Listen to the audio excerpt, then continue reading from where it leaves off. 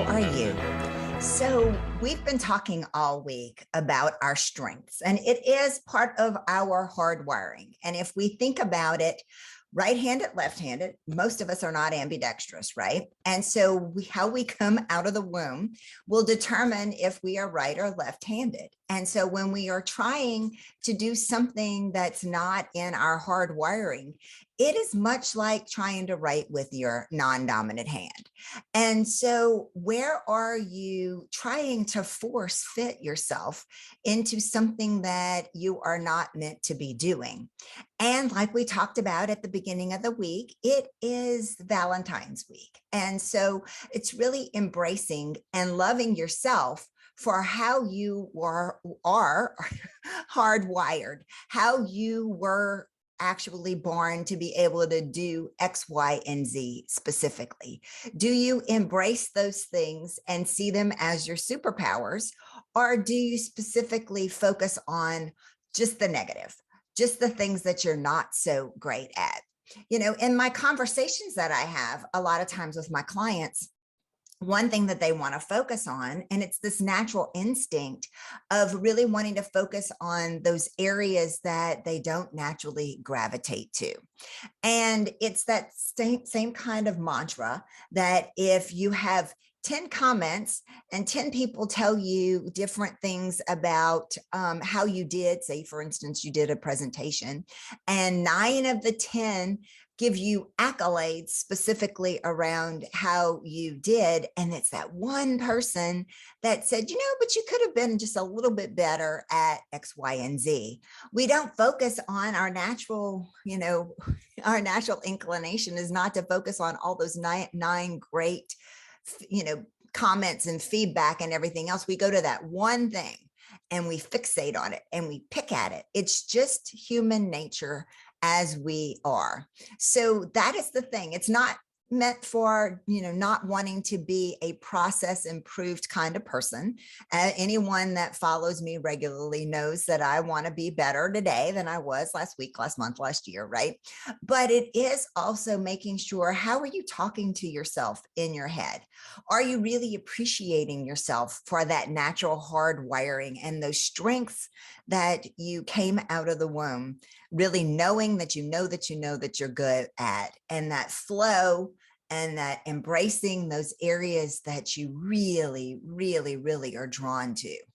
And if you're not, where can you be better at doing something like that? Where can you give yourself a little bit of grace and know, oh, I'm not meant to do that? Or if there is something specifically in your day-to-day, week-to-week kind of requirements from a job, finding that time of day a week that you actually can be more productive at doing that kind of thing. It's also being vulnerable. It's also knowing I don't have every strength that there is in the entire world. And so I'm going to actually map and, partner up with someone else on the team to be able to make myself more efficient, more effective in terms of whatever it is to get to the other side. I have a client of mine that I've been working with. It's a local municipality around the Houston region in an economic development setting. And they have been embedding CliftonStrengths for almost 4 years within their department. And one thing that they've done really, really well, so their executive director is really, she gravitates to relationships, and her deputy in charge actually gravitates to more of a get her done, kind of a streamline, get to the other side, sometimes take no prisoners, but she really wants to, get as productive as she possibly can be. But in that process can be perceived as being a little bit terse, especially in her written communication. So the way that they actually have partnered up is getting creative and being vulnerable and saying, so the deputy goes to the senior manager and says, can you look at this correspondence and make sure, soften it up where I need to, because she realizes that you get more, you attract more bees with honey. But also knowing I really want to be able to accomplish X, Y, and Z. It's taken a lot of vulnerability. It's knowing also your strengths, but it's also knowing, oh, this is a way for me to become more effective in what I'm doing. Just a great example of harnessing your strengths and also loving yourself for the attributes that you bring to the table. Just counter to that, the senior manager knows that that particular person gets a lot done. So she actually will throw it over the fence if she has anything that needs to be done in a timely basis. And their full team is known for being, let's just, anything that's outside the realm, we can toss it to them, and they, no matter if it's in their wheelhouse or not, they will figure it out and make it so then that way the overall constituency in that community benefits.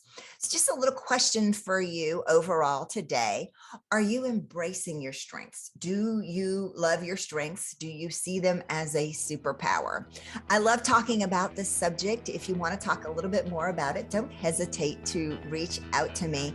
Continue to stay well, stay safe, stay healthy, and I will see you soon.